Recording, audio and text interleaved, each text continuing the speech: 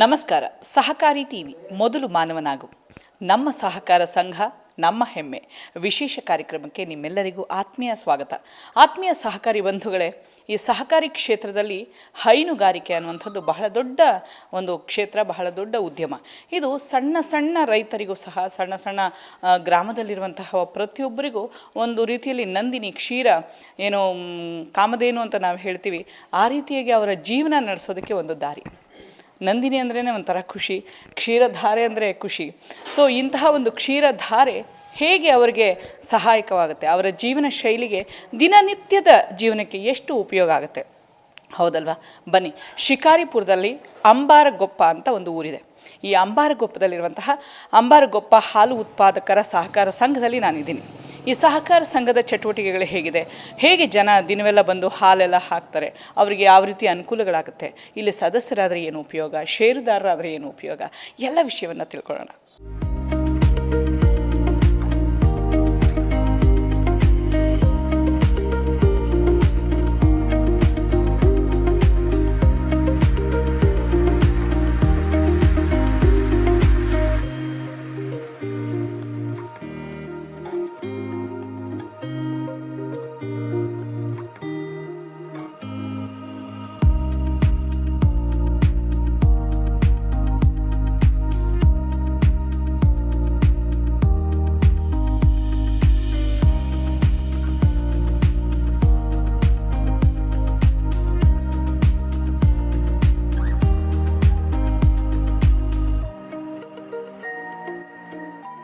ನನ್ನ ಹೆಸರು ಬಸವಣ್ಣಪ್ಪ ಅಂತ, ಊರು ಅಂಬಾರಗೊಪ್ಪದ ಸೊಸೈಟಿ 1986ರಲ್ಲಿ ರಿಜಿಸ್ಟ್ರ್ ಆಗಿದ್ದು. ರಿಜಿಸ್ಟ್ರ್ ಆಗಿ ತಿರುಗಿ 87-88ರಿಂದ ಡೈರಿ ಓಪನ್ ಆಗಿ ಹಾಲು ಹಾಕ್ಲಿಕ್ಕೆ ಶುರು ಮಾಡಿದ್ವಿ. ಅವತ್ತಿಂದ ಇವತ್ತಿನವರೆಗೂ ನಾನು ಹಾಲು ತಪ್ಪಿಲ್ಲ. ಮೊದಲೇ ಇಲ್ಲಿ ದೇವಸ್ಥಾನದ ಒಂದು ಸಣ್ಣ ರೂಮ್ನ್ಯಾಗ ಹಾಲು ಆಡಿಸ್ತಾಯಿದ್ವಿ.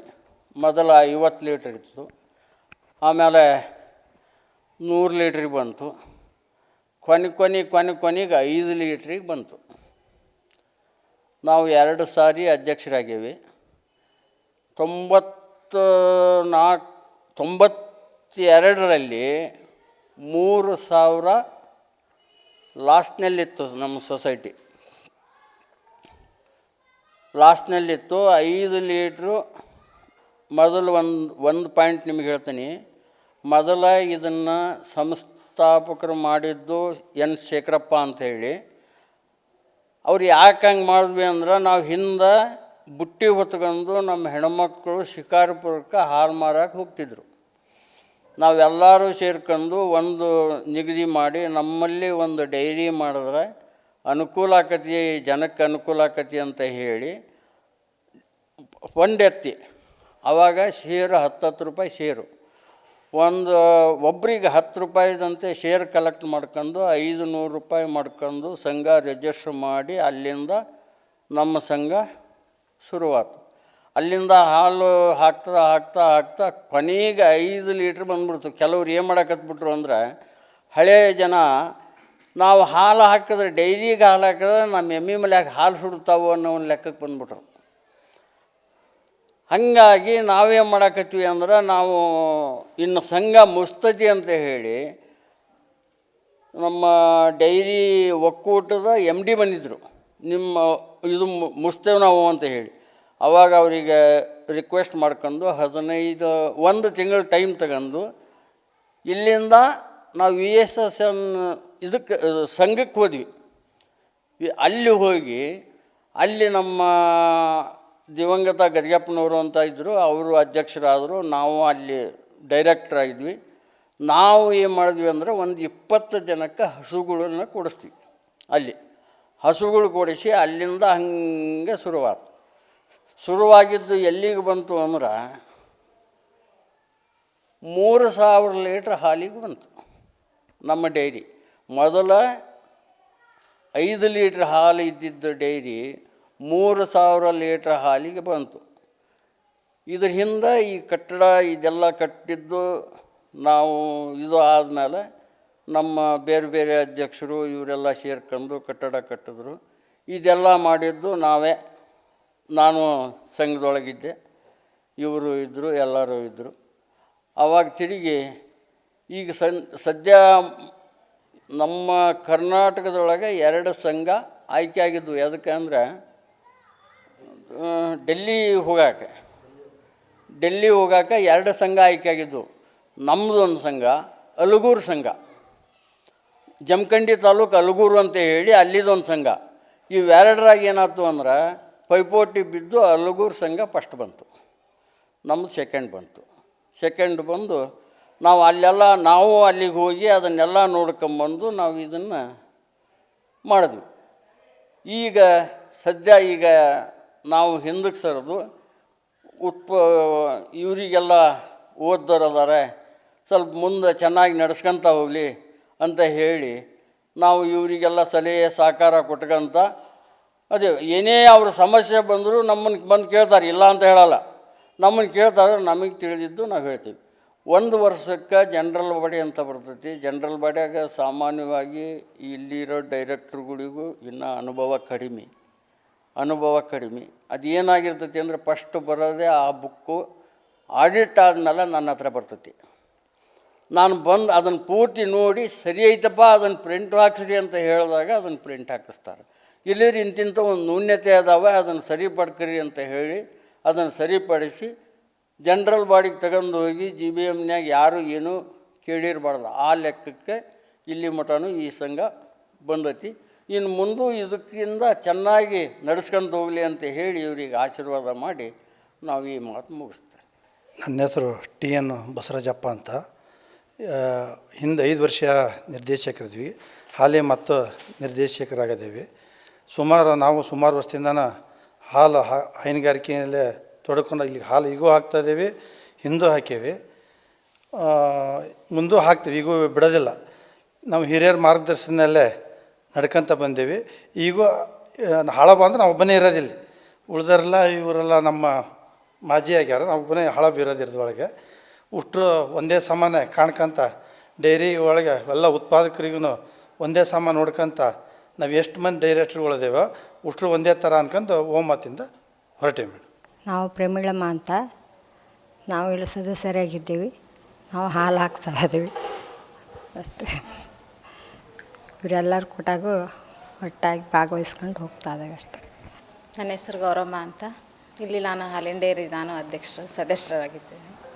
ನಾವು ಹಾಲು ಹಾಕ್ತೇವೆ, ಪರವಾಗಿಲ್ಲ, ನಮಗೂ ಇದರಿಂದ ಇನ್ಕಮ್ ಇದೆ, ಚೆನ್ನಾಗಿದೆ. ನಾನು ಹೆಣ್ಣುಮಗಳಾಗಿ ಇಲ್ಲೆಲ್ಲ ಬಂದು ಇವ್ರ ಜೊತೆಗೆಲ್ಲ ಭಾಗವಹಿಸೋದಕ್ಕೆ ನಮ್ಗೆ ಭಾಳ ಸಂತೋಷ. ನಮಗೂ ಎಲ್ಲರೂ ಪ್ರೋತ್ಸಾಹ ಕೊಡ್ತಾರೆ. ಇಲ್ಲ ಪ್ರತಿಯೊಂದೂ ಎಲ್ಲದ್ರ ಬಗ್ಗೆನೂ ಮಾಹಿತಿ ತಿಳ್ಕೊತೀವಿ ಬಂದು ಹೊರಗಿಂದ ಏನು ಅಂತ. ಊರಲ್ಲಿರೋ ಹೆಣ್ಮಕ್ಳಿಗೆಲ್ಲ ನಾವು ಇಲ್ಲೆಲ್ಲ ಏನು ತಿಳ್ಕೊತೇವೆ ಎಲ್ಲ ಪ್ರತಿಯೊಂದು ಹೋಗಿ ಅಲ್ಲೇನು ನಾನು ಎಲ್ಲರಿಗೂ ಹೇಳ್ತೇನೆ, ನೀವು ಈ ಥರ ಮಾಡಿರಿ, ನೀವು ಬೆಳೀರಿ, ಇದರಿಂದ ನೀವು ಮುಂದುವರಿರಿ ಅಂತ ಹೇಳ್ಕೊಡ್ತೀವಿ. ನಾವು ಎಲ್ಲದರಿಂದನೂ ನಾವು ಮನ್ಯಾಗ ಹಸು ಕಟ್ಕೊಂಡು ನಾವು ಹಾಲೆಲ್ಲ ನಾವು ಹಾಕಿ ಡೈರಿಗೆ, ಅದರಿಂದ ನಮಗೂ 4 ದುಡ್ಡು ಆಕತಿ, ನಾವು ಬೆಳಿತೀವಿ. ನಾವು ಎಲ್ಲರಂಗೆ 4 ಮಂದಿ ಗಂಡು ಮಕ್ಳ ಜೊತೆಗೆಲ್ಲ ನಾವು ಹೆಣ್ಮಗಳಾಗಿ ನಾವು ಬೆಳಿತೇವೆ ಅವ್ರ ಜೊತೆಗೆ ಅಂಥೇಳಿ ನಾನು ಇಷ್ಟು ಹೇಳೋಕ್ಕೆ ನನ್ನ ಮಾತು ಮುಗಿಸ್ತೇನೆ. ನನ್ನ ಹೆಸರು ಬಾಲಚಂದ್ರ. ನಾವು ಹೊಸದಾಗ ಬಾಡಿ ಒಂದು ಸದಸ್ಯರಾಗಿದ್ದೀವಿ. ಈಗ ನಮ್ಮ ಬಾಡಿ ಎಲ್ಲ ಚೆನ್ನಾಗಿದೆ ತುಂಬ. ಆಮೇಲೆ ಹಾಲು ಹಾಕೋಕ್ಕಂತೂ ನಾನೊಂದು 6 ವರ್ಷ ಆಯಿತು. ಈಗ ಏನಪ್ಪ ಅಂದರೆ ಉತ್ತಮವಾಗಿ ಆಡಳಿತ ಮಂಡಳಿ ಚೆನ್ನಾಗಿ ನಡೆಸ್ಕೊಂಡು ಹೊಂಟಿದ್ದೀವಿ. ಇನ್ನೂ ಹೆಚ್ಚಿಗೆ ಪ್ರೋತ್ಸಾಹ ತಗೊಂಡು ಮಾಡ್ಕೊಂಡು ಹೋಗ್ಬೇಕು ಅನ್ನೋದು ನಮ್ಮ ಆಸೆ ಇದೆ. ಇನ್ನು ಎಲ್ಲರೂ ಹಿರಿಯರಿಂದ ಆಶೀರ್ವಾದದಿಂದ ತುಂಬ ಚೆನ್ನಾಗಿ ಬೆಳೀತಾ ಇದೆ. ಇದು ಮುಂದುವರ್ಸ್ಕೊಂತ ಹೋಗ್ಬೇಕಂತ ಅನ್ನೋದು ನಮಗೆ ಆಸೆ ಇದೆ. ಅದನ್ನು ಇನ್ನೂ ಹೆಚ್ಚಿನ ಮಟ್ಟಕ್ಕೆ ಕೊಂಡೊಯ್ಯಬೇಕು.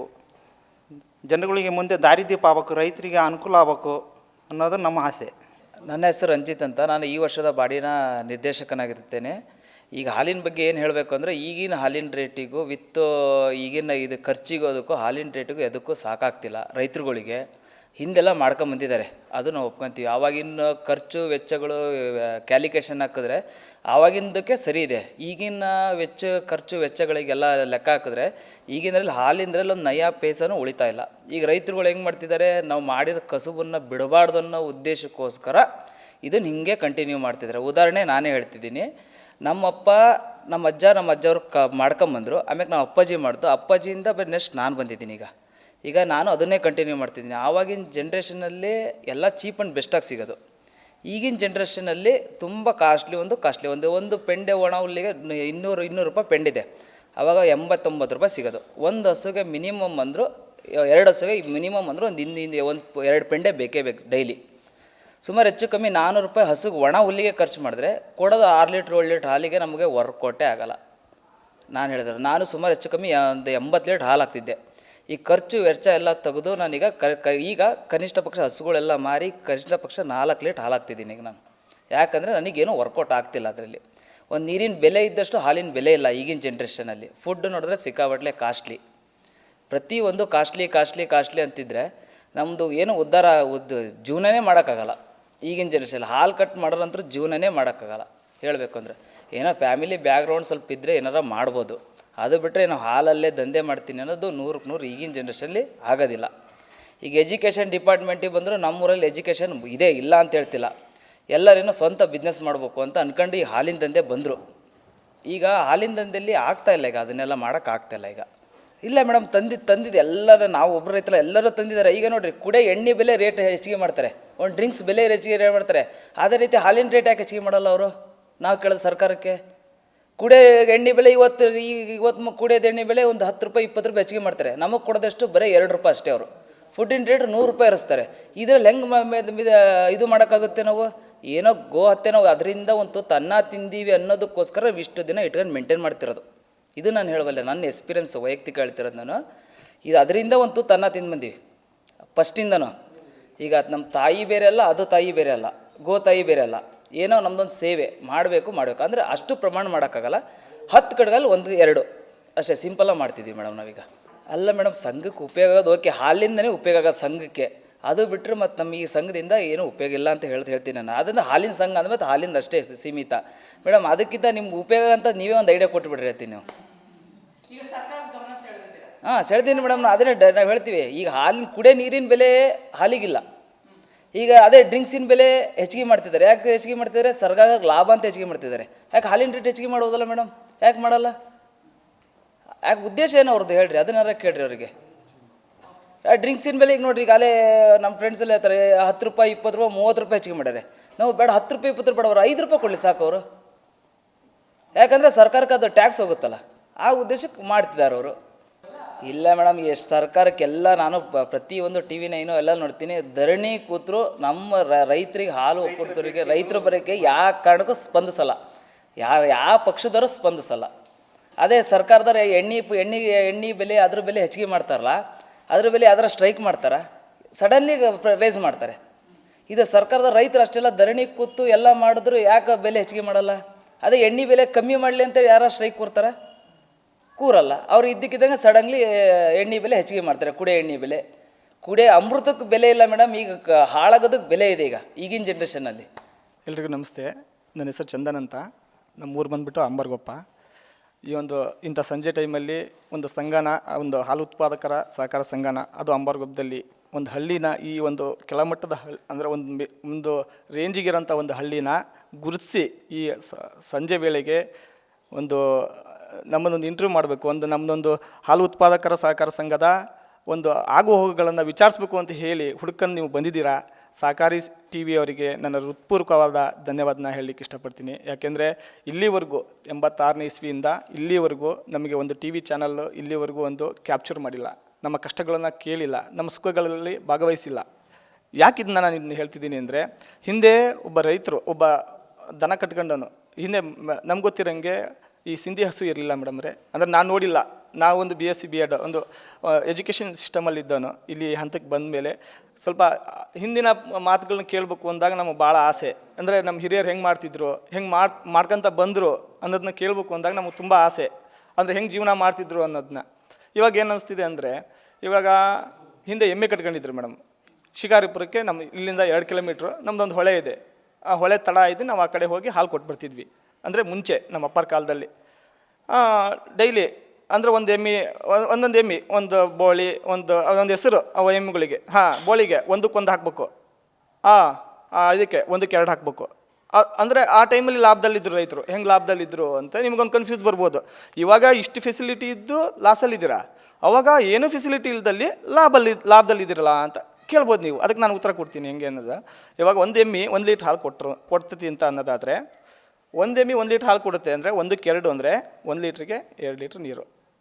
ಅಂದರೆ ಅಷ್ಟು ಕ್ವಾಲಿಟಿ ಎಮ್ಮೆ ಹಾಲು. ಅಷ್ಟು ಕ್ವಾಲಿಟಿಯಿಂದ ಹೊರಗಡೆ ಮೇಯ್ಸ್ಕೊಂತ ಬರ್ತಿದ್ರು. ಯಾವುದೇ ಫುಡ್ ಇಲ್ಲ, ಮನೆಯಲ್ಲಿ ಹೊರಗಡೆ ಮೇಯ್ಸ್ಕೊಂಬಂದು ಹಾಲು ಹಿಂಡ್ತಿದ್ರು.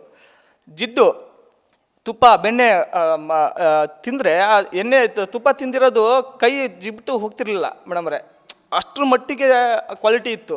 ಆ ಕ್ವಾಲಿಟಿಯಲ್ಲಿ ತುಪ್ಪ ಬೆಣ್ಣೆ ಉಂಡು ಜನ ಅವಾಗ 1 ಎಕರೆ ಹೊಲಕ್ಕೆ 150 ರೂಪಾಯಿ, ಒಂದು ಎಮ್ಮಿಗೆ 150 ರೂಪಾಯಿ, 1 ಎಮ್ಮಿಗೆ 150 ರೂಪಾಯಿ, 1 ಎಕರೆ ಹೊಲಕ್ಕೆ 150 ರೂಪಾಯಿ. ಆಗಿನ ಕಾಲದಿಂದ ನಮ್ಮ ಅಂಬಾರಗುಪ್ಪದಲ್ಲಿ ಒಂದು ದನ ಕಟ್ಟಿ ಇದೊಂದು ವ್ಯವಸಾಯ ಮಾಡ್ಕೊತ ಬಂದರು. ಶಿಕಾರಿಪುರದಲ್ಲಿ ನಮ್ಗೆ ಗೊತ್ತಿರೋಂಗೆ ನಮ್ಮ ನೀವೇನು ಬಿಡ್ರಿ ಸಾವುಕಾರ ಮಂದಿ ಅಂದರೆ, ನೀವು ಒಂದು ಎಮ್ಮೆ ಕಟ್ಕೊಂಡು ಒಂದು ನೀರಿಗೆ ಹಾಲು ಹಾಕಿ ಮಾರೋರು ನೀವೊಂದು ಸಾವುಕಾರ ಮಂದಿಗಳು ನೀವೇ ಬೇಕಾದಷ್ಟು ದುಡ್ಡು ಮಾಡಿರಿ ಅಂದರೆ ಆ ಮಾತುಗಳು ಅವಾಗಿತ್ತು. ಈಗೆಲ್ಲ ಬರ್ತಾ ಬರ್ತಾ ಬರ್ತಾ ಬರ್ತಾ ಬರ್ತಾ ನಶಿಸಿ ಹೋಗ್ತಿದೆ. ಯಾಕೆ ನಶಿಸಿ ಹೋಗ್ತಿದೆ ಅಂದರೆ ಮೇಡಮ್ರೆ, ಒಂದು ಲಾಸು.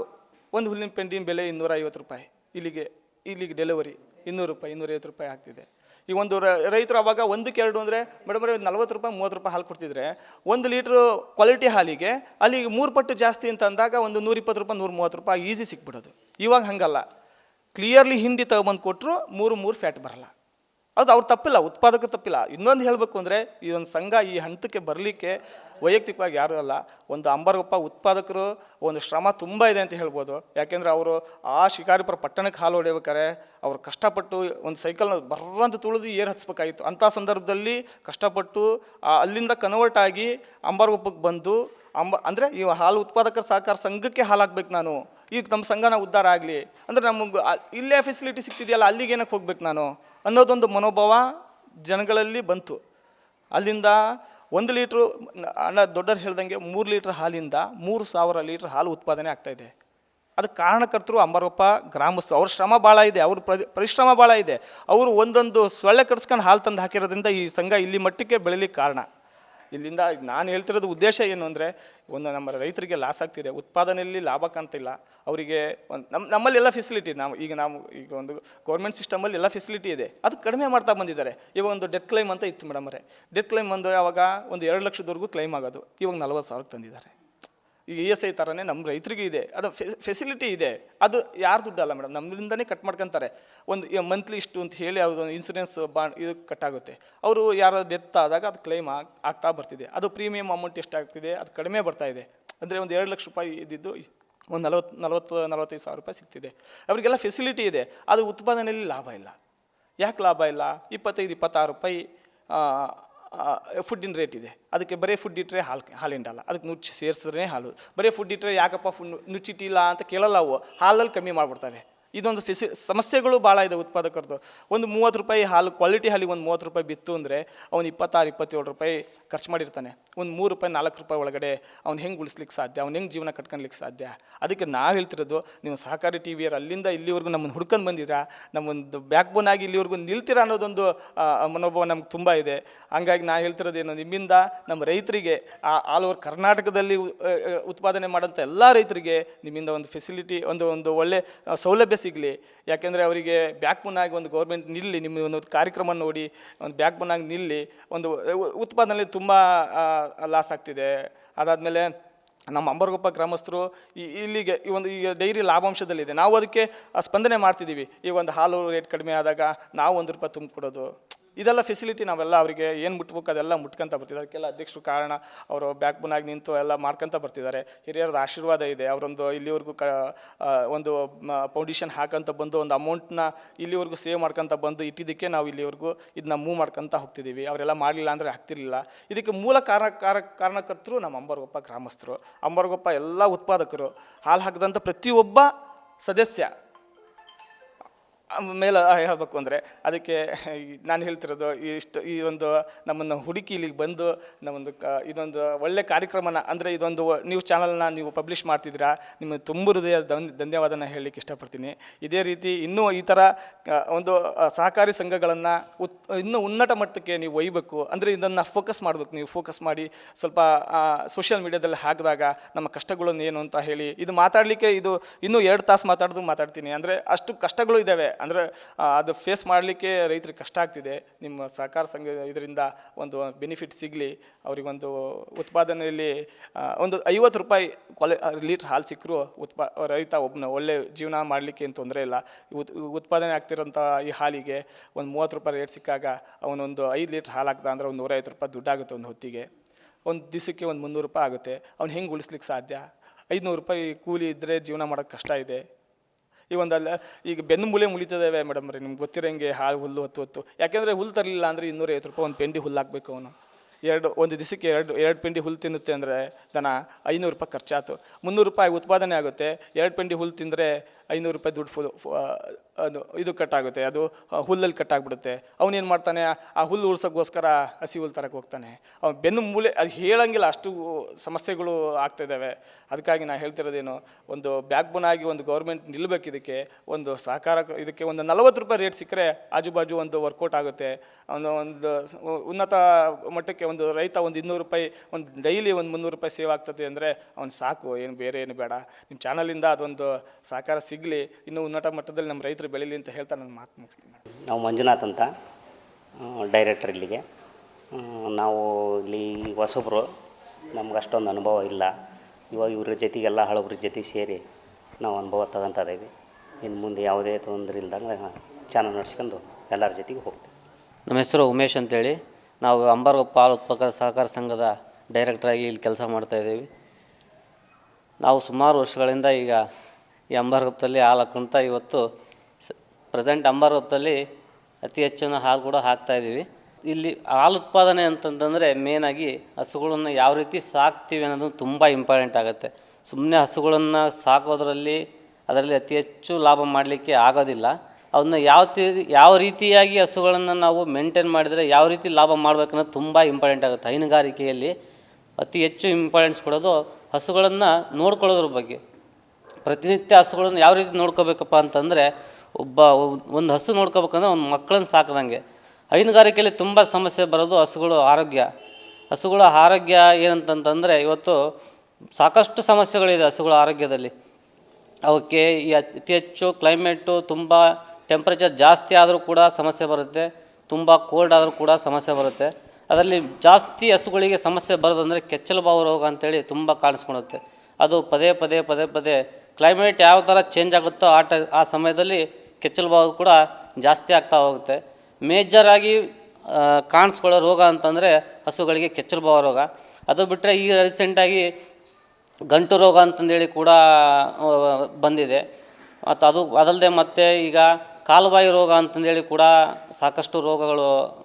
ಇದರಿಂದ ಹಸುಗಳು ತುಂಬ ಹಾಳಾಗದಲ್ಲದೆ ಸಾಕಷ್ಟು ಜನ ಹಸುಗಳನ್ನು ಕೂಡ ಕಳ್ಕೊತಾ ಇದ್ದಾರೆ ಇವೆರಡು ರೋಗಗಳಿಂದ. ಇದಕ್ಕೆ ಗೌರ್ಮೆಂಟ್ ವ್ಯಾಕ್ಸಿನ್ಗಳನ್ನು ರೀಸೆಂಟಾಗಿ ಸಪ್ಲೈ ಮಾಡ್ತಾಯಿದೆ. ಪ್ರೆಸೆಂಟು ಅಷ್ಟೇ ಸಪ್ಲೈ ಇದೆ. ಹಿಂದೆ ಇವಕ್ಕೆ ಯಾವುದೇ ರೀತಿಯಾಗಿ ವ್ಯಾಕ್ಸಿನ್ಗಳನ್ನ ಕೊಡ್ತಿರಲಿಲ್ಲ ಗೌರ್ಮೆಂಟು. ಏನಾಗ್ತಿತ್ತಂದರೆ ಅವಾಗ ಸಾಕಷ್ಟು ಜನ ಇವತ್ತು ಹೈನುಗಾರಿಕೆಯಲ್ಲಿ ಈ ಪ್ರಾಬ್ಲಮ್ಗಳಿಂದನೇ ಹಿಂದುಳಿದಿದ್ದಾರೆ. ಯಾಕಂತಂದರೆ ಈ ಪ್ರಾಬ್ಲಮಿಂದ ಹಸುಗಳು ಸತ್ತೋಗ್ಬಿಟ್ರೆ ಅವರಿಗೆ ತುಂಬ ಲಾಸ್ ಆಗುತ್ತೆ. ಆ ಲಾಸ್ಗಳನ್ನು ಹಿಂದೆ ಯಾವುದು KMF ಆಗಲಿ ಡೈರಿ ಯಾವುದು ಕೊಡ್ತಿರಲಿಲ್ಲ. ಇವಾಗ ಪ್ರೆಸೆಂಟ್ ಏನಾಗ್ತಿದೆ ಅಂತಂದರೆ ಅವಕ್ಕೆಲ್ಲ ಇನ್ಶೂರೆನ್ಸ್ ಅಂತಂದೇಳಿ ಮಾಡಿಸ್ಬಿಟ್ಟು ಹಸುಗಳಿಗೆ ಒಂದು ವಿಮೆ ಅನ್ನೋದು ಕೊಡ್ತಿದ್ದಾರೆ. ಆದರೆ ಹಿಂದೆ ಯಾವುದೇ ರೀತಿ ವಿಮೆ ಇರಲಿಲ್ಲ. ಒಂದು ಹಸು ಸತ್ತೋಯ್ತಂದರೆ ಆ ಹೈನುಗಾರಿಕೆಯಲ್ಲಿ ಸಾಕಷ್ಟು ಜನ ಅದನ್ನು ಕಳ್ಕೊಂಡಿದ್ದಾರೆ. ಅಲ್ಲಿಗೆ ಹೈನುಗಾರಿಕೆ ಕೂಡ ಸ್ಟಾಪ್ ಮಾಡಿದ್ದಾರೆ. ಸೊ ಹಾಗಾಗಿ ಇವತ್ತು ಇದೊಂದು ಫೆಸಿಲಿಟಿ ಗೌರ್ಮೆಂಟು ಚೆನ್ನಾಗಿ ಮಾಡಿದೆ. ಬಟ್ ಆದರೆ ಇವತ್ತು ಸಾಕಷ್ಟು ಮೆಡಿಸಿನ್ಗಳನ್ನು ಗೌರ್ಮೆಂಟು ಆಯಾ ಇದು ಹಾಸ್ಪಿಟಲ್ಗಳಿಗೆ ಸಪ್ಲಿಮೆಂಟ್ ಮಾಡ್ತಾ ಇಲ್ಲ. ಇವಾಗ ಕೆಲವೊಂದು ಕಡೆ ಹಾಸ್ಪಿಟಲ್ಗಳು ಮಾತ್ರ ಇದ್ದಾರೆ, ಅಲ್ಲಿ ಕೂಡ ಡಾಕ್ಟ್ರುಗಳು ಕೂಡ ಇಲ್ಲ, ಯಾರೂ ಇಲ್ಲ, ಬರೀ ಹಾಸ್ಪಿಟ್ಲ್ ಅಷ್ಟೇ ಇದೆ. ಆದರೆ ಅಲ್ಲಿಗೆ ಯಾವುದೇ ರೀತಿ ಮೆಡಿಸಿನ್ಗಳನ್ನು ಕೂಡ ಸಪ್ಲೈ ಮಾಡ್ತಾ ಇಲ್ಲ. ಈ ರೀತಿಯಾಗಿ ಹೈನುಗಾರಿಕೆ ತುಂಬ ಇವಾಗ ಏನಾಗ್ತಿದೆ ಅಂದರೆ ರೀಸೆಂಟಾಗಿ ಕಡಿಮೆ ಆಗ್ತಾಯಿದೆ.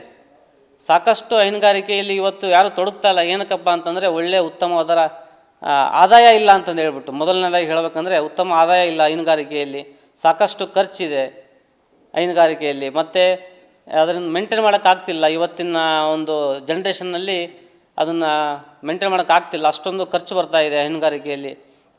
ಹಾಗಾಗಿ ಇವತ್ತು ಯಾರು ಕೂಡ ಹೈನುಗಾರಿಕೆಯಲ್ಲಿ ತೊಡಗಲಿಕ್ಕೆ ತುಂಬ ಇಂಟ್ರೆಸ್ಟು ಕಡಿಮೆ ಆಗ್ತಾ ಇದೆ. ಹಾಗಾಗಿ ಸರ್ಕಾರ ಆಯಿತು ಅದು ಕೂಡ ಅದಕ್ಕೆ ಸ್ವಲ್ಪ ಒತ್ತು ಕೊಡಬೇಕು. ಮುಂದೊಂದು ದಿನ ಹಾಲು ಅನ್ನೋದೇ ಇರದೇ ಇರೋಂಗೆ ಆಗ್ಬೋದು, ಆ ಪರಿಸ್ಥಿತಿ ಕೂಡ ಬರುತ್ತೆ. ದಯವಿಟ್ಟು ಹೈನುಗಾರಿಕೆ ಒತ್ತು ಕೊಡೋದ್ರಿಂದ ಮುಂದೆ ಇದೇ ರೀತಿಯಾಗಿ ಹಾಲನ್ನು ನಾವು ನೋಡ್ಬೋದು. ಸಾಕಷ್ಟು ಇವತ್ತು ಹಾಲಿಲ್ಲ ಅಂದರೆ ಜೀವನ ಮಾಡೋಕ್ಕಾಗೋದಿಲ್ಲ.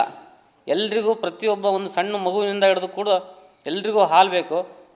ದಯವಿಟ್ಟು ಸರ್ಕಾರ ಹೈನುಗಾರಿಕೆ ಬಗ್ಗೆ ಒತ್ತು ಕೊಟ್ಟು ಆದಷ್ಟು ಎಷ್ಟು ಸಾಧ್ಯ ಆಗುತ್ತೋ ಅಷ್ಟು ಫೆಸಿಲಿಟಿ ಕೊಟ್ಟು, ಮೊದಲನೇದಾಗಿ ಹಾಲಿಗೆ ಉತ್ತಮವಾದ ಬೆಲೆ ಇಲ್ಲ. ಇವತ್ತು ಒಂದು ಉತ್ತಮವಾದ ಬೆಲೆ ಕೊಟ್ಟರೆ ಹೈನುಗಾರಿಕೆಯಲ್ಲಿ ತೊಡಗಲಿಕ್ಕೆ ಎಲ್ಲರೂ ಮುಂದೆ ಬರ್ತಾರೆ. ಏನಂತಂದರೆ ಉದ್ಯೋಗ ಎಲ್ಲೂ ಸಿಗ್ತಾ ಇಲ್ಲ. ಸಾಕಷ್ಟು ಜನ ಇವತ್ತು ಓದಿಬಿಟ್ಟು ಉದ್ಯೋಗ 10,000, 15,000, 20,000ಕ್ಕೆ ಬೇರೆ ಬೇರೆ ಕಡೆ ಹೋಗಿ ಕೆಲಸ ಮಾಡ್ತಾಯಿದ್ದಾರೆ. ಅವರು ಎಲ್ಲ ಒಂದು ಯುವಕರಿಗೆ ಹೇಳೋದೇನಂತಂದರೆ, ಆದಷ್ಟು ನಿಮ್ಮ ಹಳ್ಳಿಗಳಲ್ಲೇ ಕೂಡ ನೀವು ಉದ್ಯೋಗವನ್ನು ಕಂಡುಕೊಳ್ಳಬೇಕು. ನೀವು ಬೇರೊಂದೆಡೆ ಹೋಗಿ ಉದ್ಯೋಗಕ್ಕೆ ಅರಸಿ ಹೋಗಿ ಅಲ್ಲಿ ಬರ್ತಕ್ಕಂಥ ಖರ್ಚುಗಳನ್ನು ಅವನ್ನೆಲ್ಲ ನೀವು ನಿಭಾಯಿಸಲಿಕ್ಕೆ ತುಂಬ ಕಷ್ಟ ಆಗುತ್ತೆ. ನೀವು ನಿಮ್ಮ ಹಳ್ಳಿಗಳಲ್ಲೇ ಇದ್ದು ಸಾಕಷ್ಟು ದುಡಿಮೆಗಳಿದ್ದಾವೆ ಇವತ್ತು ಹಳ್ಳಿಲಿ ಮಾಡಲಿಕ್ಕೆ. ಆದರೆ ಅದ್ರ ಬಗ್ಗೆ ಒಲವು ತೋರಿಸ್ತಾ ಇಲ್ಲ. ಏನಕ್ಕಪ್ಪ ಅಂದರೆ ಸರ್ಕಾರ ಅದ್ರ ಬಗ್ಗೆ ಒಂದು ಯಾವುದೇ ಒಂದು ಫೋಕಸ್ ಮಾಡ್ತಾ ಇಲ್ಲ. ಯುವಕರಿಗೆ ಯಾವ ರೀತಿಯಾಗಿ ಒಂದು ಉದ್ಯೋಗನ ಕಲ್ಪಿಸಿಕೊಡ್ಬೇಕು ಅನ್ನೋದ್ರ ಬಗ್ಗೆ, ಅಥವಾ ಈ ಹೈನುಗಾರಿಕೆ ಬಗ್ಗೆ ಮತ್ತದ್ರ ಬಗ್ಗೆ ತಿಳುವಳಿಕೆ ಕೊಡ್ತಿಲ್ಲ. ಅದಕ್ಕೆ ಸಾಕಷ್ಟು ಫೆಸಿಲಿಟಿಗಳು ಕೊಡದೇ ಇರೋ ಕಾರಣ ಇವತ್ತು ಯುವಕರು ಇದ್ರ ಕಡೆ ಗಮನ ಕೊಡ್ತಿಲ್ಲ. ದಯವಿಟ್ಟು ಇದ್ರ ಬಗ್ಗೆ ಸರ್ಕಾರ ಗಮನ ಹರಿಸಬೇಕು ಮತ್ತು ಇದಕ್ಕೆ ಒಳ್ಳೆ ಬೆಂಬಲ ಬೆಲೆ ಕೊಡ್ಬೇಕಂತೇಳಿ ಮೊದಲನೇ ಕೇಳ್ಕೊತಾ ಇದ್ದೀನಿ.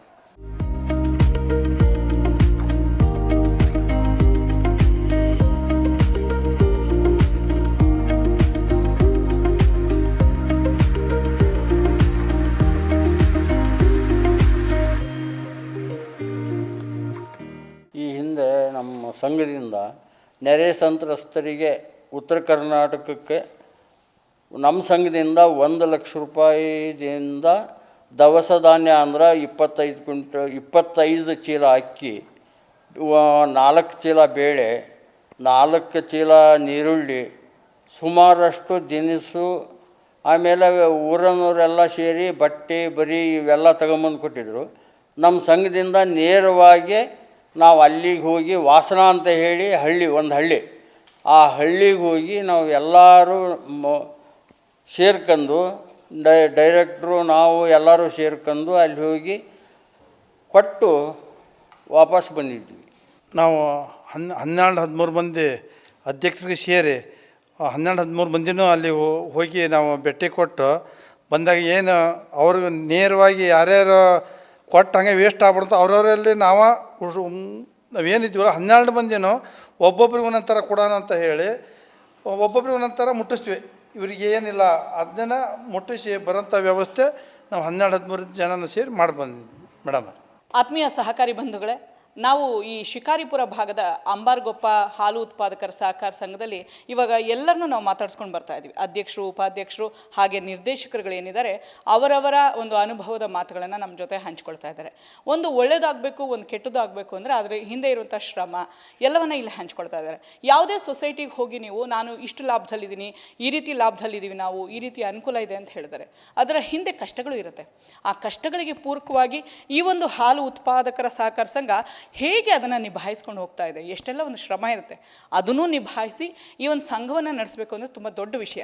ಅದರಲ್ಲೂ ನಾನು ನೋಡಿದಂತಹ ವಿಶೇಷತೆ ಏನಂದರೆ, ಈ ಹಾಲು ಉತ್ಪಾದಕರ ಸಹಕಾರ ಸಂಘದಲ್ಲಿ ಯುವ ಜನತೆ ಜೊತೆಲಿ ಬಂದಿದ್ದಾರೆ.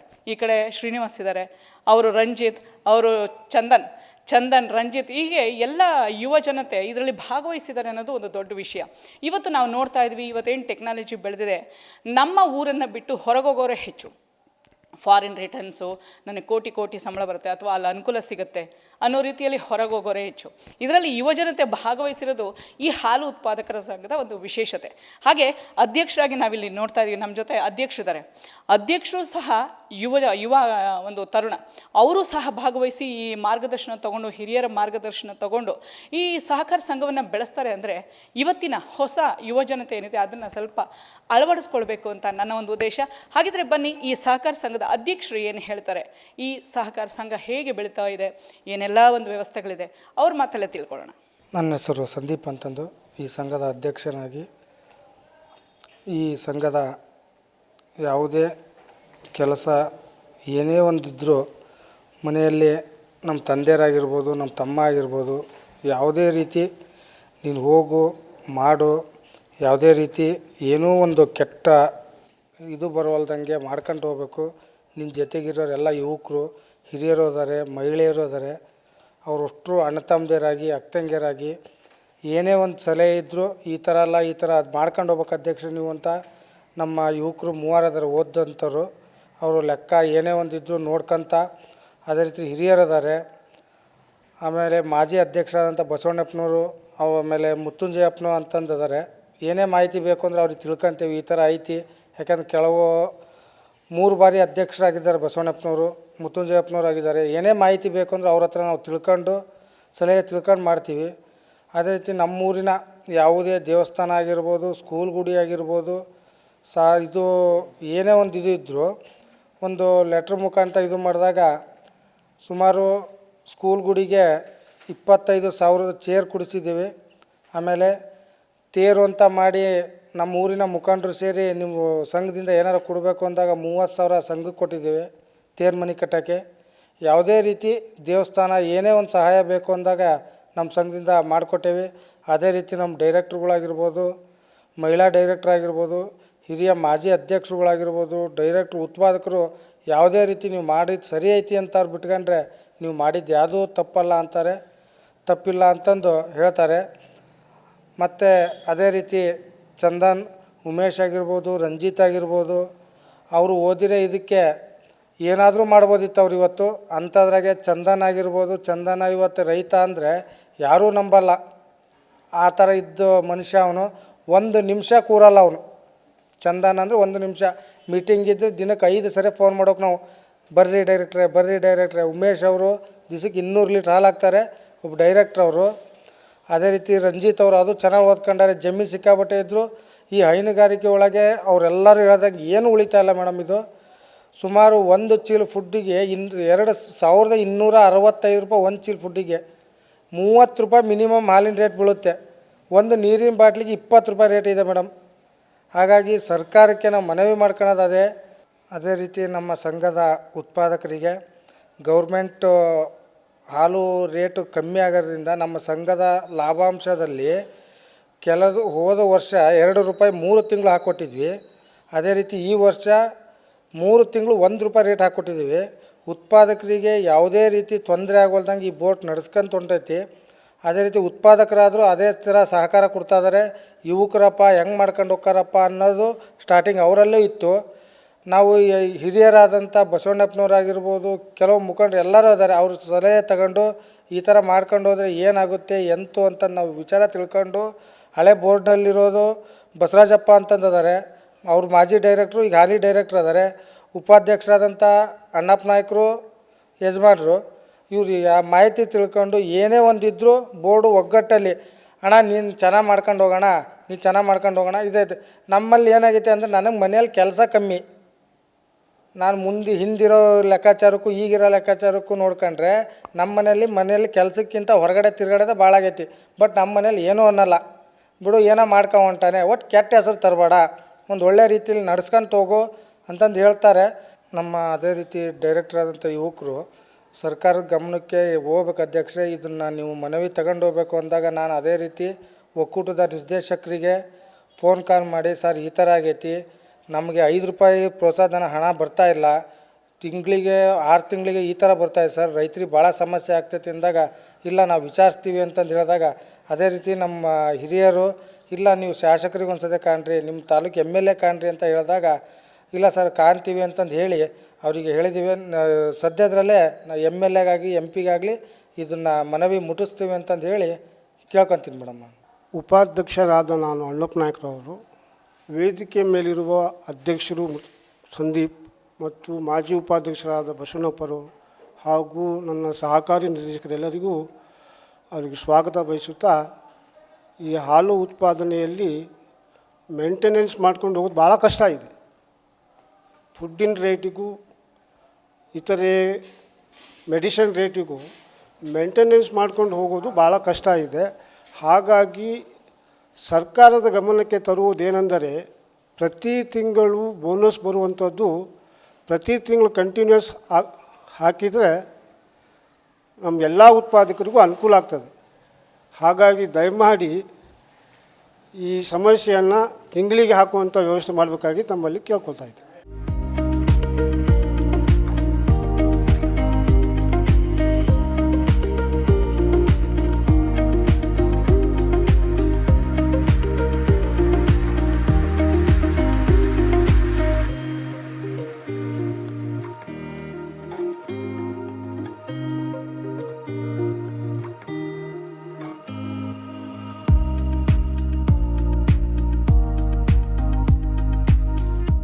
ನಾವು ಸುಮಾರು ಈ ಸಂಸ್ಥೆ ಪ್ರಾರಂಭ ಆದಾಗಿಂದನೂ ಹಾಲನ್ನು ಹಾಕ್ತಾಯಿದ್ದೀವಿ. ಈ ಹಾಲು ಹಾಕೋದ್ರಿಂದ ನಮಗೆ ಆರ್ಥಿಕವಾಗಿ ತುಂಬ ಅನುಕೂಲವಾಗಿದೆ. ಅಂಥ ಒಂದು ಬರಗಾಲ ಬಿದ್ದರೂ ಸಹಿತ ಈ ಹಾಲಿನ ಒಂದು ಸಹಕಾರ ಸಂಘದಿಂದ ನಾವು ಜೀವನ ನಡೆಸಲಿಕ್ಕೆ ತುಂಬ ಅನುಕೂಲ ಆಗಿದೆ. ಇದರಿಂದ ಸುಮಾರಷ್ಟು ಕುಟುಂಬಗಳು ನಮ್ಮ ಊರಲ್ಲಿ ಜೀವನ ಮಾಡ್ತಾಯಿದ್ದಾರೆ ನಂಬ್ಕೊಂಡು. ಹೈನುಗಾರಿಕೆ ನಮ್ಮ ಬದುಕಿನ ಒಂದು ಜೀವಾಳ. ನಮ್ಮ ಹೆಸರು ಅನಿಲ್ ಕುಮಾರ್ ಅಂತ. ನಮ್ಮ ಡೈಲಿ ಉದ್ಯೋಗನೇ ಇದು ಹೈನುಗಾರಿಕೆ. ನಮ್ಮ ತಂದೆ ತಾಯಿಯಿಂದನೂ ತಲತರ ವಂಶ ಪಾರಂಪರ್ಯವಾಗಿಯೂ ಈ ಹೈನುಗಾರಿಕೆಯನ್ನು ನಂಬ್ಕೊಂಡೇ ಜೀವನ ಮಾಡ್ತಾ ಇರೋದು. ಎಂಥ ಬರಗಾಲ ಟೈಮಲ್ಲೂ ಸಹ, ಕೊರೋನಾ ಅಂತ ಇದರ ಟೈಮಲ್ಲೂ ನಮ್ಮ ಬೇರೆ ಯಾವುದೇ ಕೆಲಸಗಳಾದರೂ ನಿಂತೋದ್ವು, ಆದರೆ ಈ ಹೈನುಗಾರಿಕೆ ಮಾತ್ರ ಯಾವಾಗೂ ನಿಂತಿಲ್ಲ. ಇದು ನಮ್ಮ ಮುಂದಿನ ಮಕ್ಕಳ ಪೀಳಿಗೆಗೋಸ್ಕರ ಆದರೂ ನಾವು ಇದನ್ನು ಮುಂದುವರ್ಸ್ಕೊಂಡು ಹೋಗ್ತಾಯಿದ್ದೀವಿ. ಅದೇ ರೀತಿ ನಮ್ಮ ಈ ಹಾಲು ಸಹಕಾರ ಸಂಘದಿಂದ ನಮಗೆ ಉತ್ತಮವಾದ ಉದ್ಯೋಗದ ಒಂದು ಭರವಸೆಯೂ ಇದರಲ್ಲಿ ಅಡಕವಾಗಿದೆ. ಇದರಿಂದ ನಮಗೆ ಈ ನಮ್ಮ ಶಿಕಾರಿಪುರ ತಾಲೂಕಲ್ಲೇ ನಮ್ಮ ಅಂಬರಗೊಪ್ಪ ಅನ್ನೋ ಹಳ್ಳಿ ಹಾಲು ಹೈನುಗಾರಿಕೆಯಲ್ಲಿ ಪ್ರಥಮ ಸ್ಥಾನದಲ್ಲಿದೆ. ನಮ್ಮ ಈ ಸಂಘದಿಂದ ಎಲ್ಲ ಸದಸ್ಯರಿಗೂ ಎಲ್ಲರಿಗೂ ಈ ಕಾರ್ಯಕ್ರಮದ ಮೂಲಕ ಅವರಿಗೆ ಒಳ್ಳೆಯ ಧನ್ಯವಾದಗಳನ್ನು ತಿಳಿಸ್ತೀನಿ.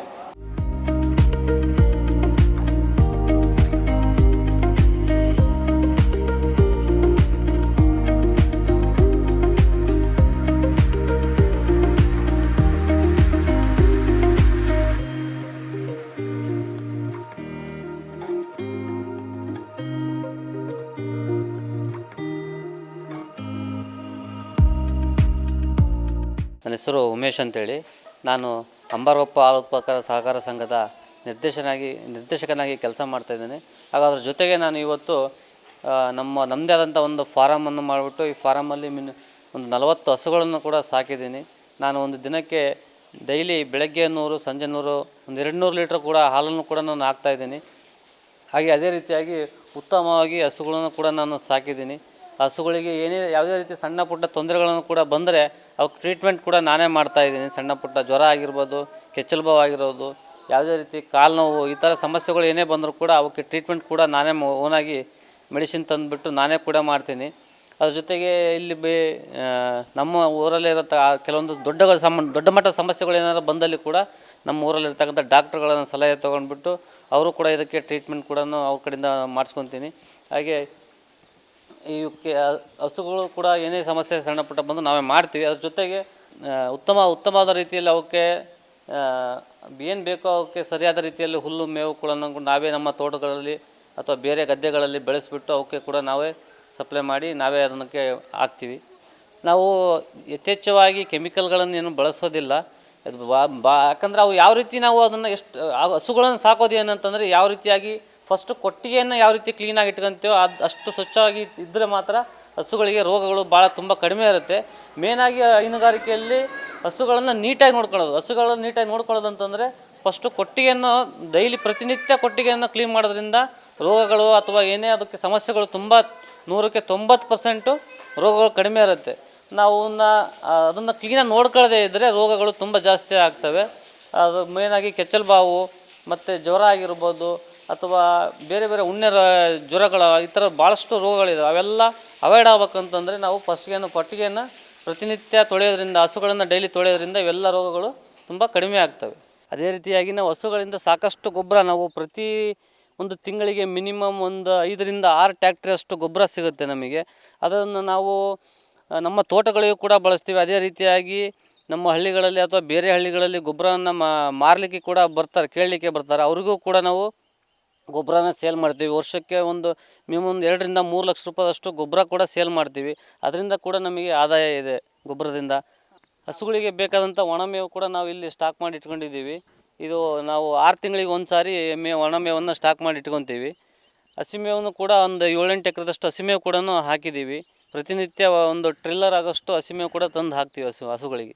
ಆತ್ಮೀಯ ಸಹಕಾರಿ ಬಂಧುಗಳೇ, ನೋಡಿದ್ರಲ್ಲ, ನಂದಿನಿ ಕ್ಷೀರಧಾರೆ ಅಂತಂದರೆ ನಮ್ಮ ದಿನನಿತ್ಯದ ಜೀವನದ ಜೀವನಾಡಿ.